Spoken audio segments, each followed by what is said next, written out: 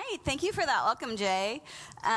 It's kind of fun to be introduced by someone that I have counseled because that's normally confidential. So I can't even acknowledge that I know someone if I run into them at Target. But this is really fun, and I want to brag on them. You guys have great leaders who want to grow, who are humble, who are honest. For him to even say to you that he's gone to counseling and that he's teachable in that way and that he and his wife are working to grow. I love that. I love that posture. So I'm thankful that you have that in your leaders. And, man, it's great to be in Oklahoma. I am not from Oklahoma, but I married an Oklahoma boy. And so I get to come here a few times a year. But guys, this is my first time in Norman. And this is a really great spot. It's really great. But I was thinking, how is it that I've never been in Norman? And I think it's because my husband went to OSU. I think he's been holding out on me. He's hiding this little gem of his state because, I don't know. Yeah. Okay. Anyway, I know that this week has been pretty crazy. You guys had a lot of crazy weather. We did too. Today was the first day my kids were in school. I think this was the first day that if you guys have kids that they were in school this week. So I just want to say thank you for showing up. I know you probably had a week that was discombobulated and you could have taken this night just to chill at home. But the fact that you're here tells me that you care about your marriage. The fact that you're here tells me that you're prioritizing, taking time to invest in your marriage, and I just want to honor that, and I want to be really encouraging that I think God has something for each of you this weekend. I've prayed a lot for our time together, and as I've prayed, I've asked the Lord, I know this might be a weird prayer for a marriage conference, but I've really asked the Lord that we would know his presence with us here. I've asked that this could be a sacred space because I think marriage is a sacred institution. The reason I got into counseling is because I have a heart for discipleship, and I want to walk alongside people to help them know the Lord more, and counseling has been a great avenue for that because I get to help them walk through barriers, hurt, sins that have kept them from growing in their walk with the Lord, or that are invitations to help them grow in their walk with the Lord. And so I think that if you're married, marriage is one of the major discipleship tools that God uses in your life. Marriage is a way that we get to know his love. Potentially, it's a way that we experience unconditional love, or the closest human thing to unconditional love, in the way that God loves us. But another part of discipleship is discipline. So discipleship and discipline have the same root word. Disciple, discipleship, discipline, all the same root word. And that word is helping us become more like Christ, being trained to be more like him. And I think marriage is a primary discipleship tool in our lives. And sometimes it's because of the correction that we get to experience in marriage. Marriage exposes our weakness, it exposes our pride, it exposes expectations that we had, all kinds of stuff. So this weekend, I want each of you to have an open heart, and even now, ask the Lord to show you what he wants you to know. What is it this weekend that he has for you? Have your heart open to experiencing that. We're going to talk about a ton of different content, and I hope it's really, really helpful. But it's going to be too much to do all of it. But I want you to think about and ask him, what is one or what are two things that I can take from this weekend and really act on, really try to grow in and try to learn from. So I'm hearing a little, is this sounding good to you guys? I'm hearing okay. I learned the word plosives from being a speaker, and I blow hard when I say my P's and T's. So I was hearing it in my back, in my own ear. All right, so let me just ask a couple questions first. I want to get to know you guys a little bit. How many people in the room have been married 20 years or longer? Anybody? Oh, nice. Yes. What numbers? 24? How about you back there? 20? 21? Did I get everybody? Good job. Very nice. Good job, guys. All right. Who has been married 15 to 20 years? Okay. How about 10 to 15? Okay, a lot of people there. How about 5 to 10? All right, less than 5? All right, and do we have any engaged or dating couples in the house? Yeah. Okay. This is fun. What a great group. We have a lot of diversity in here. That's pretty fun. Well, I am in my husband and I are hitting 20 years of marriage this August. So I have more experience than a lot of you, but not some of you. So this is fun. This is fun. So just as we're getting started, I'm going to share a little bit about me. This is my husband and I on our wedding day. His name is Stephen. Stephen and I met. We were working in ministry, a discipleship ministry, and working with teenagers. And so as we were there and I was watching him work with teens, I just saw the way that he connected with them and he related with them. I saw his servant's heart and was really drawn to him. And so at age 30 for me, 26 for him, we got married. And here's our family now. So this isn't technically now. This was over a year and a half ago, but I don't know. I don't know if guys stay the same now, but to get my boys to smile for a picture or to wear something other than sweatpants is painful for them. So this was the closest picture that I could find to current of our whole family. But I have 2 15-year-olds, 2 who are freshmen in high school, and 2 who are in 7th grade and in middle school. And God has grown our family in a really cool way. We're adoptive parents, and I was pregnant at the same time as our birth mom 2 times. So neither of the times was my pregnancy expected. In fact, we had walked through We'd walked through infertility. And so the story of the way God has built our family has been really meaningful to me. It's not been easy, but his hand and I feel like his glory has been demonstrated. And so I always say that if God is the author of life, then can't he write a better story for your life than you ever could? So this is part of the story that God is writing for me. So like I said, I was 30 when I got married. So I was a little bit older. I'd been working. I'd gone to grad school. I had a master's degree in marriage and family therapy before I got married.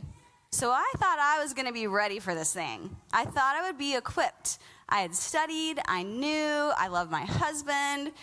I thought it'd be easy. But it hasn't been. You guys, I'm standing up here. Totally honestly, marriage is hard. At least it has been hard for us. We've had numerous external things hit us. And external stresses cause internal stress. I mean, I mentioned infertility. That happened really early in our marriage. And so we were walking through disappointment and grief and unmet expectations right away. And we've continued to have different things come at us. And so marriage has been hard, but it's also been really beautiful. And what I have found is that falling in love is really different than staying in love, which is also different than behaving in love. So when you guys fell in love, what are some words you would use to describe the experience or the feeling of falling in love? Go ahead and just shout them out. Wow, crickets? Exciting. What else? Joy. Nervousness, yes. Hopeful, emotional, well, yeah. Lots and lots of things. And I think some of those, I would say that dating, there were times that I would say, this is everything that I've wanted, so why am I so, scared about this? So I'm not pretending that dating and falling in love is all easy, because I think God starts the process of transforming us even in dating. But I will say that the experience and the giddiness and all of the fun, hopeful excitement of falling in love changes. Once you start spending all day, well, not all day, but you're with each other a lot, right? And so the experience of falling in love changes, and you hit parts in your marriage where it gets a little bit harder. And so in order to sustain the marriage, we have to learn how to behave in love. Behaving in love is growing in and practicing the qualities and actions that promote respect, friendship, and honor. Behaving in love requires we take a look at ourselves and we take personal responsibility for our part in the relationship. And behaving in love requires intention. It requires effort and it requires work. So, falling in love gets us to the altar. Behaving in love is what can help us have a fulfilling, sustaining marriage. So, like I said, behaving in love takes effort, it takes marriage, it takes work, but I think the fact that it takes work is actually really, really good. And so we're going to talk about some of the things that come, the good things that come from what's hard. So when marriage is hard, we get to acknowledge that our spouse can never meet all of our needs. They were never intended to. Being single up until 30, I'd reckoned with this possibility that I might never get married. And in reckoning with that, I believed that God would be enough. But somehow when I got married, it's almost as though I started putting some expectations that I used to have for the Lord onto my husband. And when I did that, all I did was set him up for failure, because he cannot be the primary need meter in my life. God has to be. So when marriage is hard, we get to acknowledge that our spouse can never meet all of our needs. They were never intended to. The Lord is my portion, says my soul. Therefore, I will hope in him. The Lord is my portion. Your spouse is not your portion. The Lord is your portion. So the next good thing that comes from the hard, and I'm using the word get, guys, because I'm trying to be positive, but we get to admit our own weakness. It's humbling. It's humbling to realize that you're selfish and that you're not patient. It's humbling to realize that you love this person and you want to meet their needs, but you can't, because even though you were trying and you had great intentions, you missed it. In marriage, you get to admit your own weakness. But here's the thing. The gospel always confronts us before it comforts us. It always confronts us. We have to admit that we have weakness, that we have need, before we can experience the hope and the joy and the beauty of the gospel. And so when we experience our own weakness, we have the chance to turn our attention to the Lord and receive his love and his strength and his power through our weakness. We get to enjoy the comfort of the cross. All right, the next thing that happens when marriage is hard, or when marriage just takes work, is that we get the chance to grow. If you're a Christian, then you would probably say that you believe that we're to be continually being transformed to be more like Christ. So growing is supposed to be something we are always looking to do, praying to do. And so in marriage, we get the chance to grow. We get the chance to put our partner's needs before our own. We get the chance to work on our patience. We get to work on our self-control. We get to work on our spending. I know that's not a fruit of the Spirit, but things like that really do help us grow. And so in marriage, we get the chance to grow, and we get the chance to learn. And I love this quote: marriage is a school for character. Marriage is a school for character. You are suddenly being seen way more intimately by this person. And so things that used to not matter do matter. I mean, I remember early in marriage just thinking about the reality of when I was in grad school and I wasn't making much money, I was happy to keep the heat down in my apartment so I could have more money to eat out with my friends, right? When I got married, my husband didn't really want a cold house. And so things that don't matter when you're single suddenly actually do matter because they impact another person. And to take the time to actually care about that instead of resenting it can grow us in character. And I also like this quote. This is Frederick Temple. He says that every trial we pass through is capable of being the seed of noble character. Every temptation that we meet in the path of duty is another chance of filling our souls with the power of heaven. All right. Actually, before I go there, I want to share a quick story. So when I was in college, my two roommates both got engaged within 2 weeks of each other. So I was like planning weddings with my friends, and it was a big thing. And my best friend got married right after graduation, literally right after. And she and her husband actually had a really, really hard entry into marriage.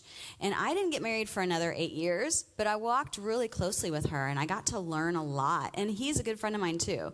So I got to learn a lot about the things that they were going through in marriage.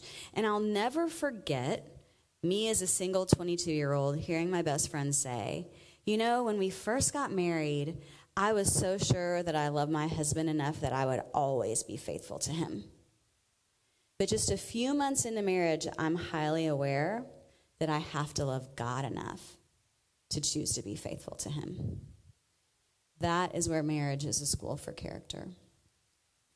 All right, so the next thing that is good that comes from the heart is that we get to model the faithful love that God has for us. So I was listening along to the sermon series as Jeremy was preaching, which was so fun. And one of the things that he talked about is how marriage is a model of the covenant love that God has for us, of the faithful covenant love that God has for us. And so when we are in a marriage that sometimes is hard, and when our spouse maybe isn't loving us the way that we hoped that they would, then we get to find a better motive for loving our partner. So scripture says that it is, let me see. I got ahead of myself. That when, like, what is the scripture about? Even the taxpayer loves, hang on.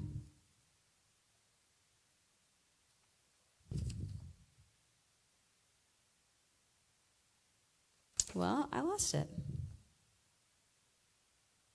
All right, well, we'll keep going. So we get to model the faithful love that God has. Oh, I had a good statement there, so I'm sad that I lost it. Oh, I found it. Okay, in Matthew 5, Jesus says, if you love those who love you, what reward do you get? Don't even the tax collectors do that. Thanks for hanging with me there, guys. So instead of loving for what we get back, we get to love our partner, because that gets to model the love that Jesus has for us, that God has for us. We get to be faithful to someone who maybe isn't as faithful as we hoped they would be, right? All right. So then the next one. When marriage is hard, we get to remember that the starting place, the true starting place for marriage. So when marriage is hard, we get to find hope and remembering that marriage is for God's glory, not ours. If we're honest, if not all, at least part of the reason that we all got married was because we wanted to find happiness in marriage, right? And marriage can be amazing, but it's the rare person who never hits a stumbling block, who never has a disappointment in marriage. The reality is that most couples divorce over unmet expectations and unrealistic entitlements. Think about that for a second. They're not divorcing over infidelity. They're not divorcing over like huge things. Lots of times it's over unmet expectations and unrealistic entitlements. Every single one of us have unmet expectations, and every single one of us have unrealistic entitlements. And how could we not when we're swimming in the culture that we live in? We live in a world that tells us that marriage is about finding happiness. Marriage is about self-actualizing. It's about being made much of. But marriage isn't for our glory. Marriage is for God's glory. And if that's not our starting place, then we'll be setting ourselves up for a lot of disappointment. Read this quote with me. And I know it's kind of long. But this is from John Piper, and he says, "We are meant to image forth in the world what God is really like. For many people, this is not obviously an act of love. They do not feel loved when they're told that God created them for his glory. They feel used. This is understandable given the way love has been almost completely distorted in our world. For most people, to be loved is to be made much of. Almost everything in our Western culture serves this distortion of love. We are taught in 1,000 ways that love means increasing someone's self-esteem. Love is helping someone feel good about themselves. Love is giving someone a mirror and helping him like what he sees. This is not what the Bible means by love. Love is doing what's best for someone. But making self the object of our highest affection is not best for us. It is, in fact, a lethal distraction. We were made to see and savor God, and savoring him to be supremely satisfied and thus spread in all the world the worth of his presence. Not to show people the all-satisfying God is not to love them. To make them feel good about themselves when they were made to feel good about seeing God is like taking someone to the Alps and locking them in a room full of mirrors. I think that's weighty. Marriage isn't about being made much of. When we encounter trials or when we have to put effort and work into marriage, we can remember the true starting place of marriage. Behaving in love means prioritizing God above all else, finding complete satisfaction in him, and using your life and your marriage to showcase his glory to others. That is the starting place. If seeking happiness is your foundation for marriage, you'll always be unhappy. You'll always be a victim of your partner's performances as a spouse. But if glorifying God and making much of him is your starting place, the joy and fulfillment that you find in marriage, the joy and fulfillment that you can find as you build this intimate friendship, can create a happiness or a joy that I think is above the happiness that we think we would find if we had the other starting place. So, when that's the starting place, I think it's a privilege to get to love. It's a privilege to have a partner that can be your journeying person through the world. So tonight, we're going to learn a lot of tools. This weekend, we're going to learn a lot of tools that will help us behave in love. My hope is that this time is really practical. You've heard a lot of great material in the sermons. And so the hope of this time is that it gives you even more ways to practice the principles and the things that you've learned. And so we're going to talk about, first of all, the healthy marriage model, which I'll get to. Sorry, I'm pointing, but I haven't changed it yet. We'll talk about the healthy marriage model. And we'll also talk about something called the reactive cycle. The reactive cycle will help us see underneath what is at the root and what is causing our conflicts. It'll let us look at the pattern that we have in our marriage. We'll also talk about the care cycle, which is what we do after the reactive cycle has been enacted. And then tomorrow we'll talk about the 4 things that destroy connection in marriage and their antidotes. And then we'll wrap up our time with strategies to prioritize your marriage and prioritizing connecting with one another in the busyness of life. So, before we jump into the healthy marriage model, I just wanted to show you these books. The one on the left, Restoring Hope, is a Christian counseling model for couples therapy. And the people who wrote this book and this model has been really influential to me. I learned these principles before I was even married, and I use them with almost every couple that I meet. And so the book on the left is a book for counselors, but the book in the middle has some of the principles. So it'd be more maybe the book that you might want to read.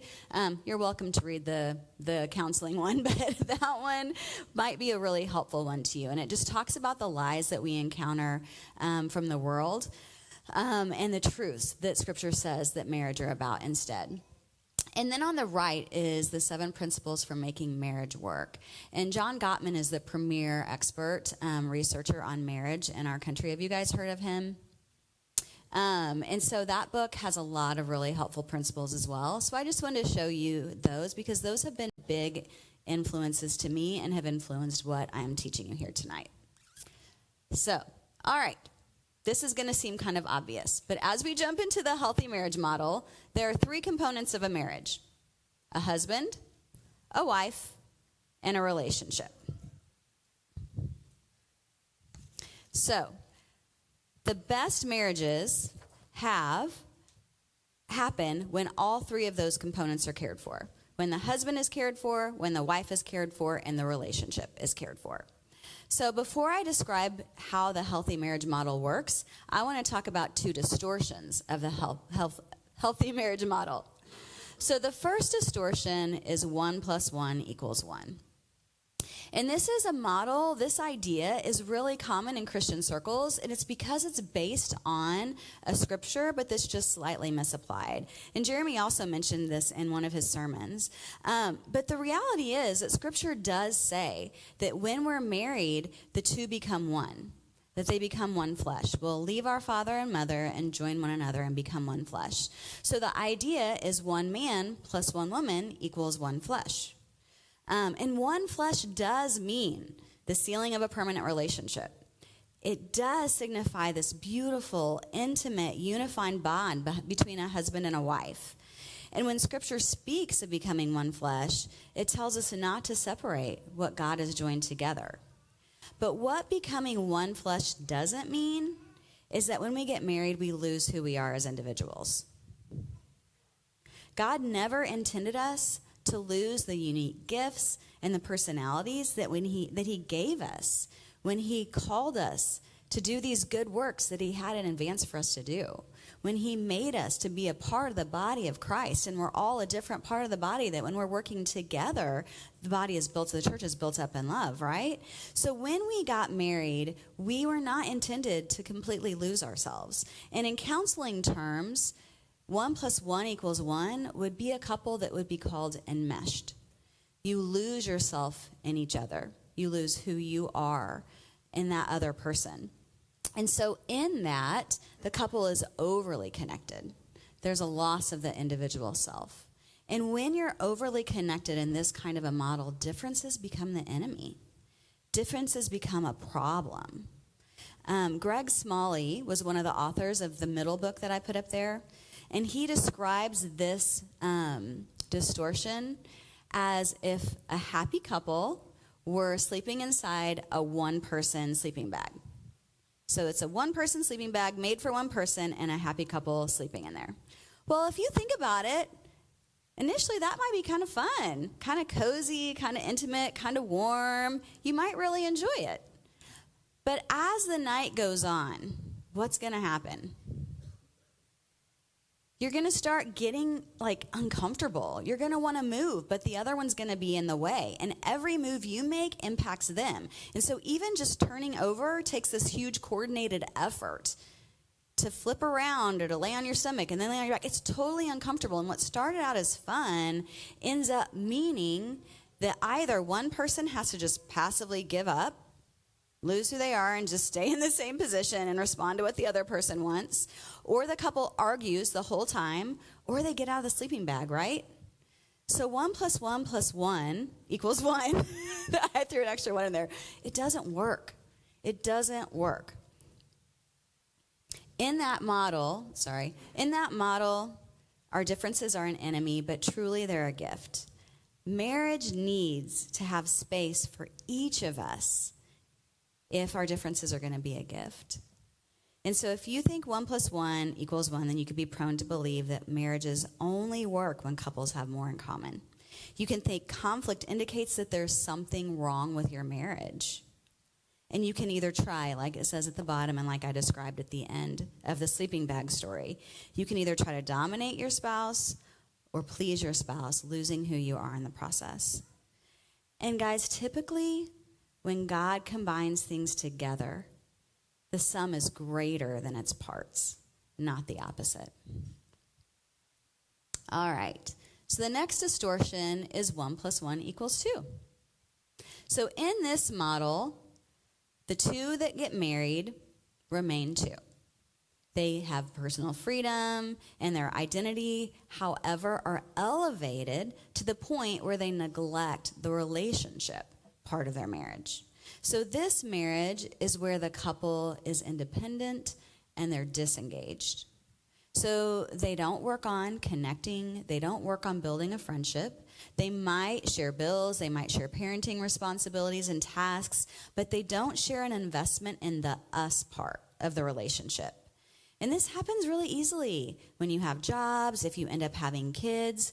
Busyness happens and the couple doesn't make time for connection. But when each person does their own thing, they basically end up being roommates. And ultimately, they're probably going to be lonely. So when you think about a song and you think about singing in harmony, you're singing the same song, but you're each bringing a different part. So when 1 + 1 = 2, instead of singing the same song in harmony, the couple is singing 2 different songs. And in this model, the couple is increasingly vulnerable to establishing outside attachments that will fill their longings for connection, satisfaction, and meaning. And guys, these outside attachments could be an affair, but it could also be some kind of passion like a sport. It could be ministry. It could be some kind of hobby or other friendships that fill the space of friendship that your spouse could fill. And so that then increases the disconnection for the couple. So the vulnerable to establishing other attachments is one of the hardest parts of that distortion. So now let's look at the healthy marriage model. In this one, we say 1 + 1 = 3. So this is the model that we're going for. This model values each partner as individuals, and that's why you can see the dots around each individual. They're open, so there's space to flow back and forth, but there is a boundary because each person is their own person. And all 3 parts in this model are getting investment and they're getting nurture.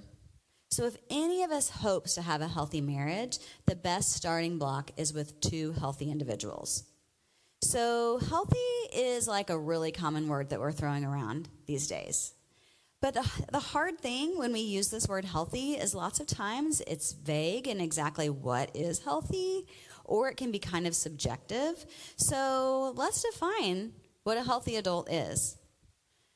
Paul and Smalley, who are the authors of the book that I mentioned, define a healthy adult as a person who is capable and responsible for caring for their whole being, their physical, their mental, their emotional, and their spiritual self. So a healthy adult is a person who is capable and responsible for caring for their whole being, physical, mental, emotional, and spiritual. A fully functioning adult takes responsibility for the job of caring for themselves. A healthy adult is growing in a relationship with God. So we come into this world completely dependent. We can't survive if we don't have a parent or a guardian, someone taking care of us. We have to have someone meet our needs. But part of the process of growing into a healthy adult is that we stop looking to other people to do all the care for us, and we learn to take responsibility of taking care of ourselves. So if you think about a baby who's born does not have, a newborn does not have the ability to emotionally regulate themselves. So they need their parents to regulate them. And then as the little kid gets a little bit older, they can learn some skills about how to handle their anger or their sadness, but they need co-regulation. So their parent helps them, they do some, and their parent does some. But as we grow up, hopefully we move to this place where we can self-regulate, where we can be responsible for taking care of ourselves emotionally. Now, being able to self-regulate does not mean that another person never comforts you, never helps you. I think as believers and as humans who are made for relationship, we hopefully will experience comfort from other people. But the difference isn't that we're independent and we don't need someone else. The difference is who's responsible for it. Far too many of us look to someone else to take care of us. And we don't want to admit it, but we're going to look at that more specifically soon. But far too many of us give that responsibility away, and we put our well-being on how someone else is treating us. It's our responsibility to take care of ourselves. So We don't ever reach perfection or completion. We're not going to become 100% fully healthy adults in all 4 of those areas that I mentioned. But we can take responsibility for ourselves with dependence on God, with the help of God, and we cannot pass that responsibility on to someone else.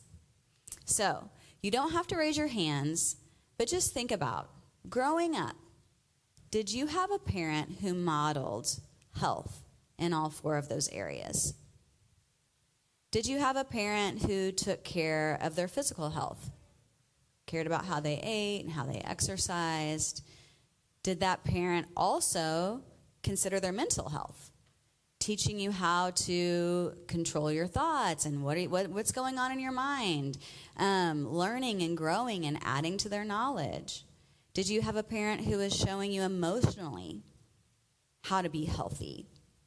Were they attending to their emotional needs? Were they self-aware of what their feelings even are?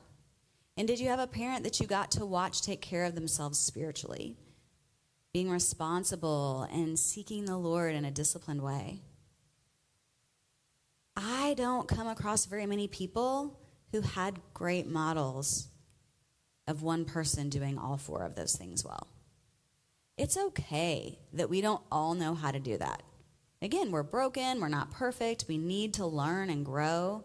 But if you can make that something that you have in view, if you can take responsibility for your own health in those 4 areas, imagine how life might be different. Adulthood is about capability and responsibility, and it's also about recognizing that we're dependent on God. What are you bringing into your marriage? Are there areas where you could do a better job of taking care of yourself? Again, we all have room to grow. But I think it's valuable. If you consider each of those areas, where might you start? How might be the best place for you to consider growing? So again, if you look at this model, the healthiest marriages are the marriages where there are 3 things in the marriage that are each getting taken care of. The husband, the wife, and that middle circle represents the relationship. And you see the cross, which represents God, who is nurturing and caring for each individual and the relationship. And each couple is caring for themselves and for the relationship. That is going to be the best foundation for a healthy marriage. All right. So now we're going to get into some more practical stuff. And before we get into it, you have handouts, which I think you all see, and you're following along.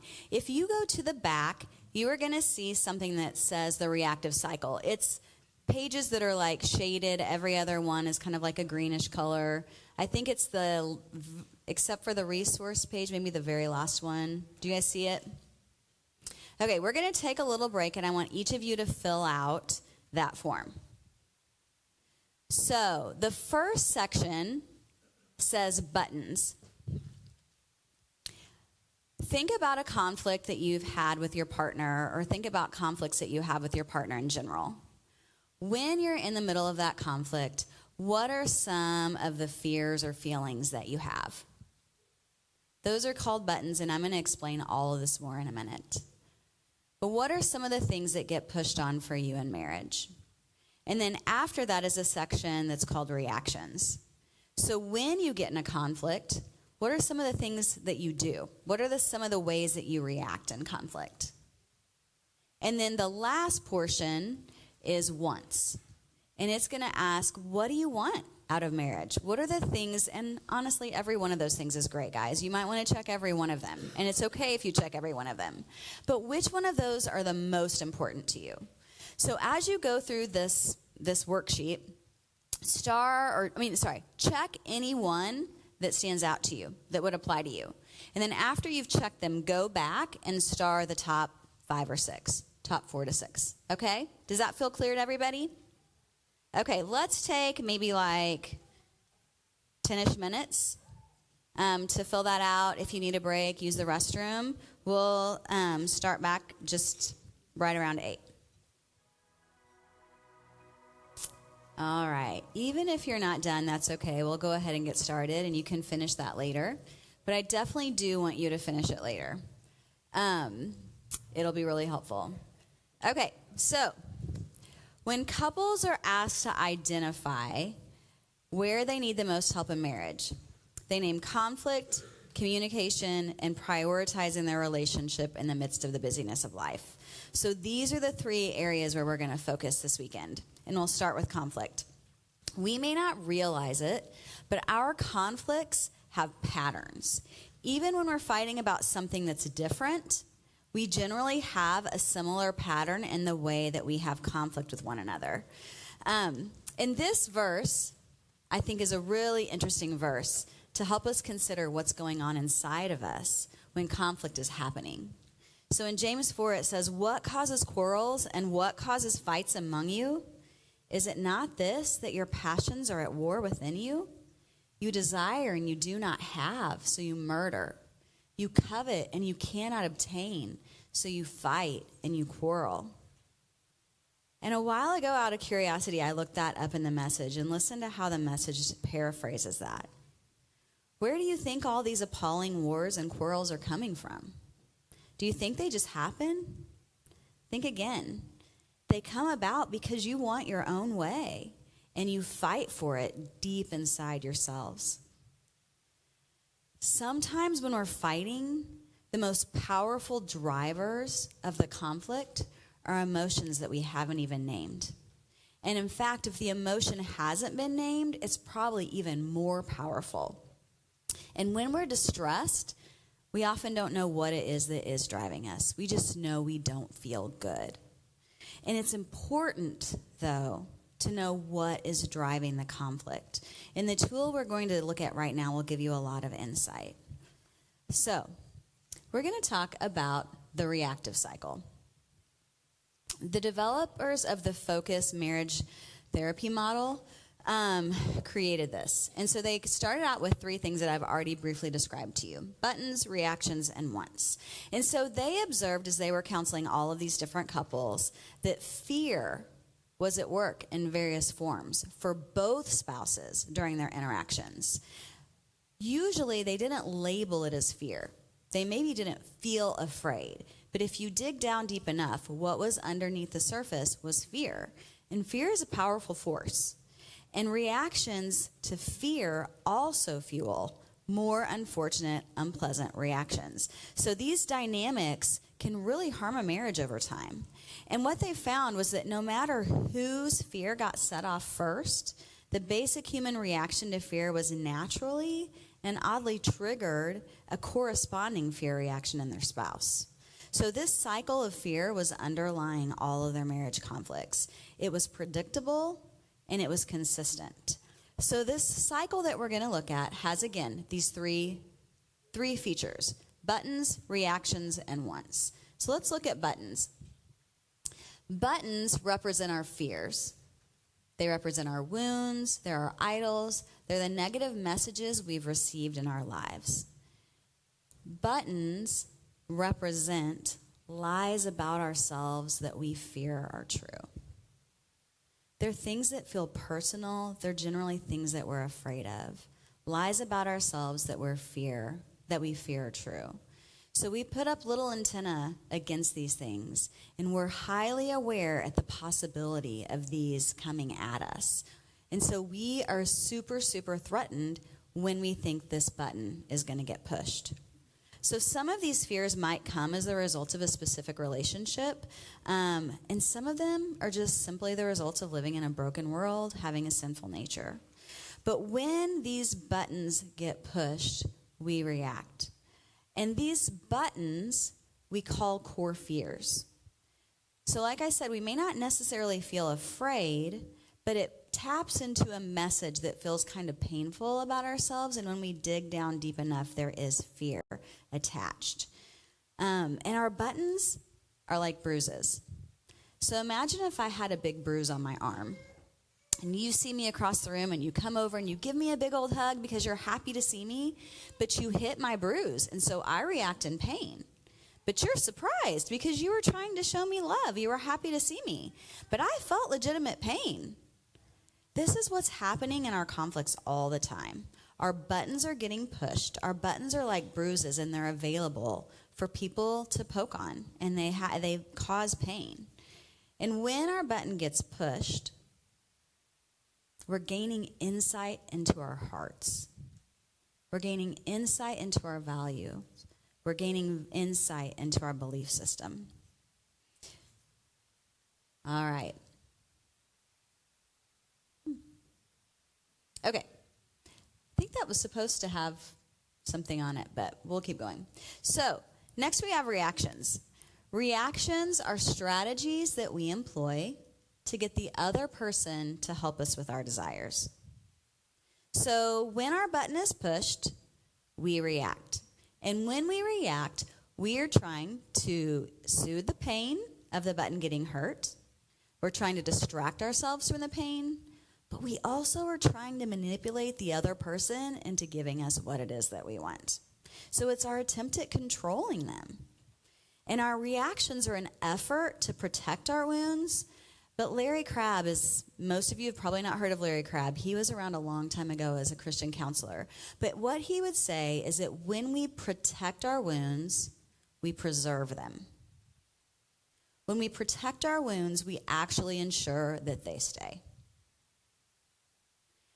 Reactions are the first things that we notice in a situation. We would say, well, if you didn't do that, then I wouldn't do this. But what's really going on is the button. We see the reactions, but we miss what is really at the root. And we also blame. If you didn't do that, then I wouldn't do this.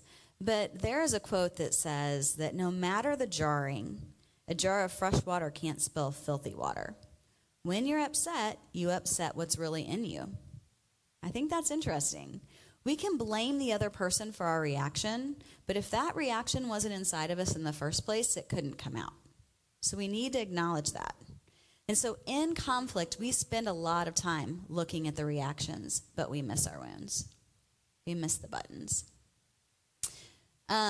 Reactions also are a reflex. They're automatic, at least until we become aware. So in the same way that I go to the doctor and she hits my knee and I kick without thinking about it, we're reacting without even thinking about it. It just happens. Like I said, we have our antenna up. We think pain might be there, so we react to try to protect ourselves. Okay, so if this isn't going to show up, this is going to... Can you see on there a slide on there? You can't. That's interesting. Okay, well... Okay, let me describe. So in your handout, the page right before the reactive cycle has can somebody hold it up for me? I should have grabbed a handout. Nope, that's not it. That's it. So do you guys see the guy in the hat with the glasses? Something about, I can't read, law on his hat. What's your name? Okay, thank you. So this page... It says, there's a spot where it says buttons, and it'll be a place where thank you. I'm sad this isn't showing up. Okay, so you have the buttons, and for each of you, wife or husband, you can pick who wants yellow and who wants green or orange. You would write down the list of your buttons. And then the next one you would write down for the same person. Same person uses all of the same color. You'd write down your buttons, then you'd write down your reactions, then you'll write down your wants. So, buttons, and you'll see the arrow, leads to reactions. And then the last part that we've got down here are our wants. Our wants are the things that are the most important to us in a relationship. These are the wants or the needs that we desire the most strongly. These are probably the reasons that you got married in the first place, the hope of these things happening. These are the things that really matter to us. Okay, so it is unfortunate that we can't see this on here. But let me illustrate. So when my button gets pushed, this stuff is what's going on inside of me, and so I react. But in a relationship, and let me just say as well, this happens in all relationships, not just in marriage. Probably happens with your parents, with your kids, with your friends, with your boss. So you can fill out this form. It's worded for a couple, but you can fill out this form. I've actually done this with my family and to try to help my kids understand what's going on inside. My kids love Counselor Mom, I have to tell you. That's a joke. But I want to help them understand what's going on inside of them. So we've used this even with teenagers to help them not blame each other for all the problems they're having that actually they need to take responsibility for. So your button gets pushed and you react. But you're not happening in isolation, right? So when you react, it pushes your spouse's button. And when your spouse's button gets pushed, then they react. And then when they react, it pushes your button. And you just go around and around in this cycle that gets nowhere. So when my button gets pushed, that's what's going on inside of me. And when conflict stirs powerful emotions of hurt, it also touches specific fears.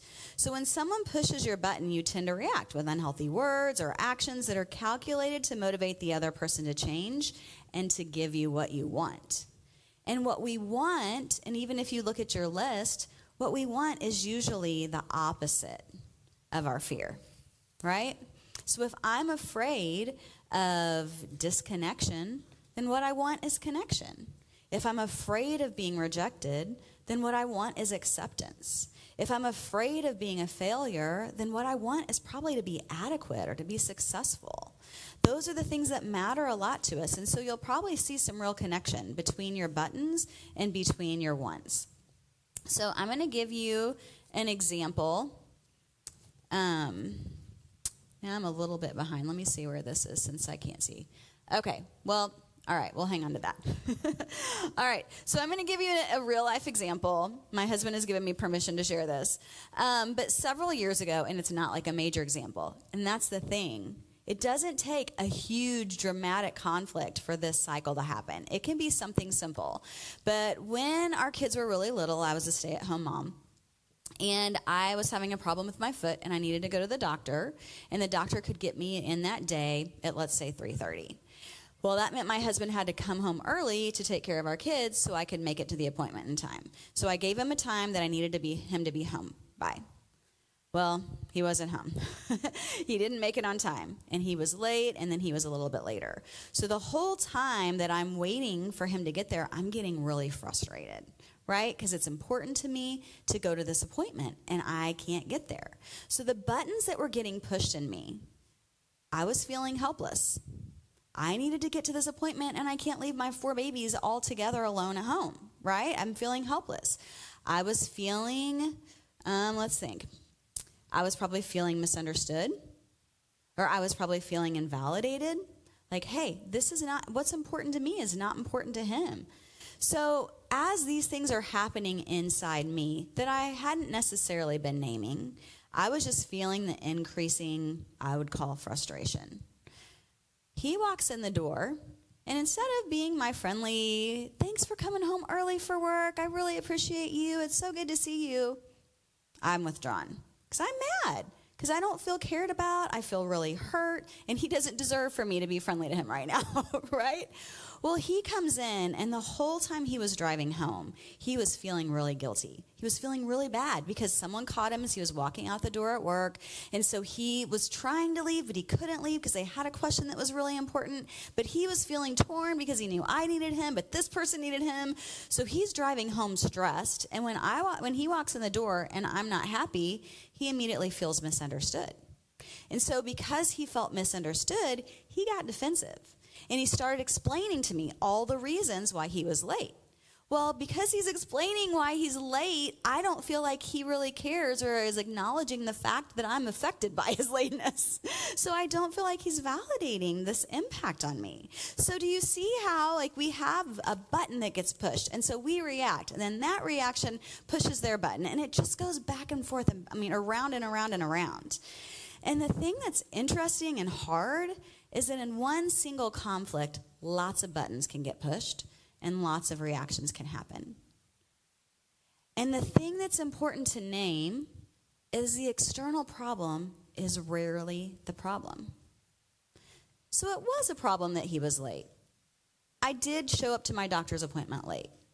But deeper than being late to an appointment was the fact that I was having buttons pushed and I didn't feel cared for. I didn't feel prioritized. Those kinds of things were what were really going on inside of me. So the external problem is rarely the real problem. We get hung up on this problem that we're trying to solve, but that's not even the thing that the conflict is really about. How much different would your conflict and your communication be if instead of having your husband greet you at the door, being like really angry and withdrawn or whatever, how much differently would your spouse respond to you as if instead you said, I felt hurt, I was disappointed. That vulnerability invites more vulnerability.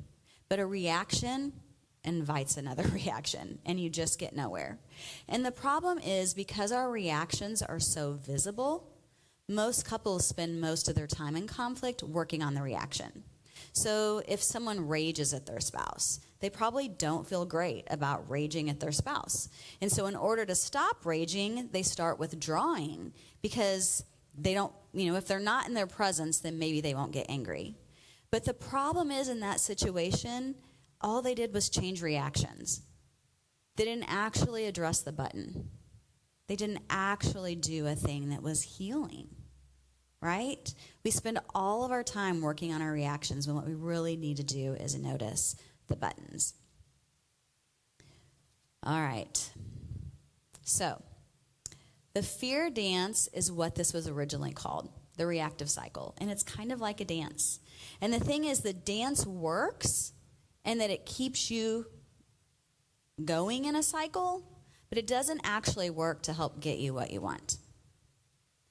If you are angry and you want affection, how many of you feel inclined to give affection to someone who's angry at you? If you want connection with your spouse, but your reaction is to withdraw, how easy is it to connect with someone who's not with you and is withdrawing from you physically and emotionally? If we're honest, we have to acknowledge that our reactions never get us what we want. Our reactions never get us what we want. In fact, our reactions only do more harm. They only do more harm. So, when you notice yourself having a reaction, you use that to help you recognize that fear is present. When you notice that you're getting defensive, when you notice that you're getting angry or you're withdrawing, when you notice that you're criticizing or that you're replaying over and over and over in your mind, that's your clue that there's something deeper going on, and that's your chance to be curious about it. So one of the worst things about the fear cycle is that eventually it makes us dependent on other people for our happiness and fulfillment. You can see how this is the opposite of the healthy marriage model. So one of the worst things about the fear cycle is that eventually it makes us dependent on other people for our happiness and fulfillment. We look to another to fulfill our desires. When we look to another to fulfill God created us to depend on him, and as human beings, we naturally gravitate toward being dependent. But the problem is such dependency was designed and reserved for God alone. So we look to another human to fulfill our desires, and we were created to be dependent. But we were created to be dependent on God and not another person. Okay. So the next step in the fear cycle, I want to think, since we can't see the slide, if there's anything else I wanted to make sure to cover. I'm going to open it up for questions to you guys. If you have questions later, come find me. Hopefully this all makes sense. All right, so personal responsibility. In order to get out of the cycle, you'll notice on here, we have to create space between our buttons and our reactions. We have to become aware of when that button gets pushed so that we can choose something different than the reaction that isn't going to get us what we want, that isn't going to be helpful, that's going to hurt us and hurt our spouse. And the way that we do that is by creating space, and the way that we do that is by personal responsibility. Personal responsibility requires us to take a hard look at our own side of the equation and to admit that we participate in our struggles as much as other people do. So when we put all of our energy in the other person, then we put ourselves in a powerless situation.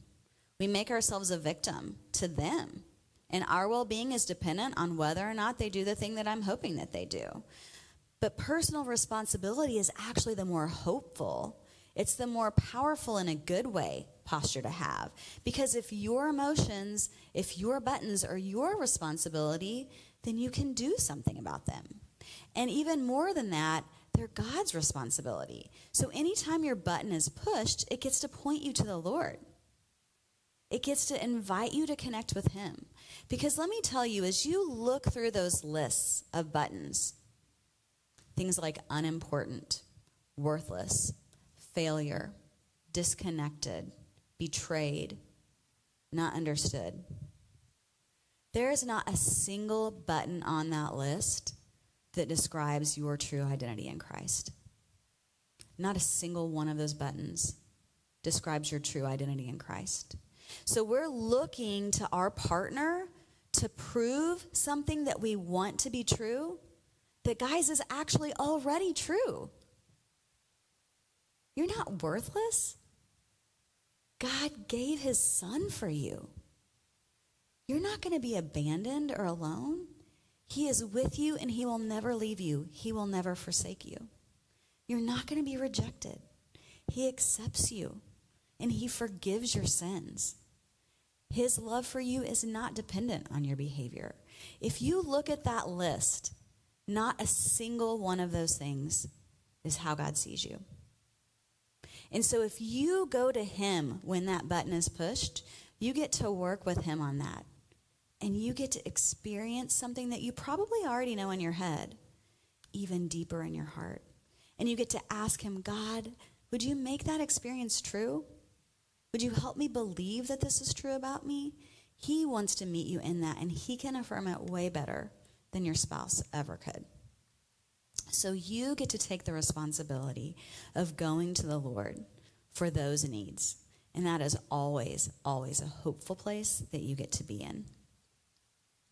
So another thing about personal responsibility, and I want to just name this because I think sometimes it sounds hard for people to think about personal responsibility as being a good thing. And like when I was talking earlier about a healthy adult taking care of yourself, sometimes again in Christian circles, we have this great, great, great value of denying ourselves, of serving others and putting others first. And those absolutely are truths.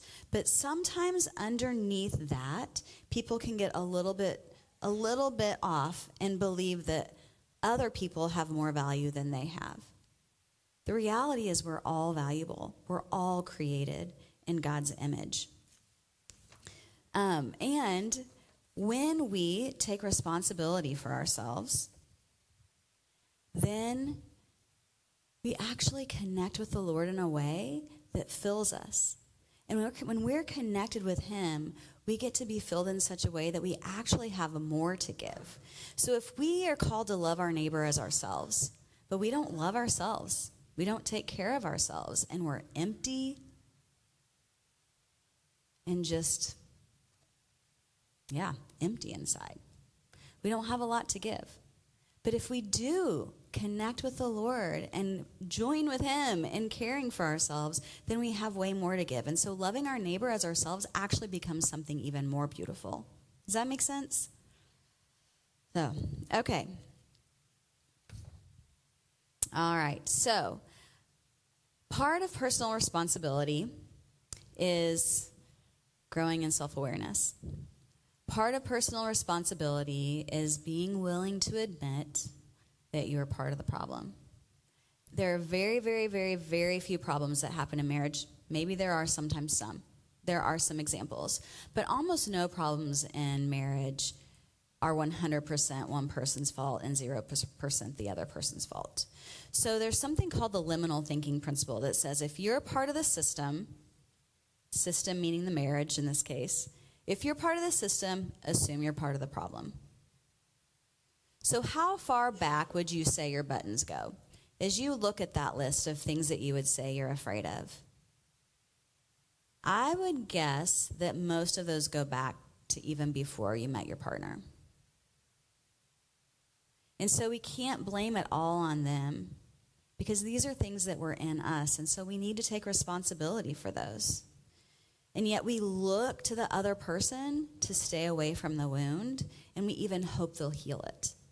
And the thing is, I think God does use our partners to help heal. I think that is part of the beauty of marriage, but it is not your partner's job. It's God's job. And so instead of blaming the other person, you have the freedom to realize that his or her struggle is not about you. And you get to begin to realize that your struggles at the core are not about him or her. Whoops. Your struggles and their struggles are about the fears that are deep inside. And so when you can take the personalizing out, I was feeling a personal way about the fact that my husband wasn't on time when I needed to get to the doctor. When in fact, he was trying to get there. He was caring for me. He was leaving work early. That wasn't an easy thing for him to do. But when I was able to own my own feelings, I was actually able to have compassion for him because he was in a rough spot too. So when we take responsibility, then we can actually feel compassion. We can say, oh, you got defensive. You might be hurting. Maybe there's something going on for you. Oh, you're criticizing me. Maybe that's not about me. Maybe that's about something else. It at least allows you to consider the possibility that it's not about you. It allows you to get curious, and it can allow you to connect. All right. We are almost out of time, so we're going to pause there, and we'll finish up the next part tomorrow. So on your tables, well, actually in your hands, this handout, at the end of each session, I have a list of discussion questions. There are questions for the table, then there are questions for the couple, and there are questions for you as an individual.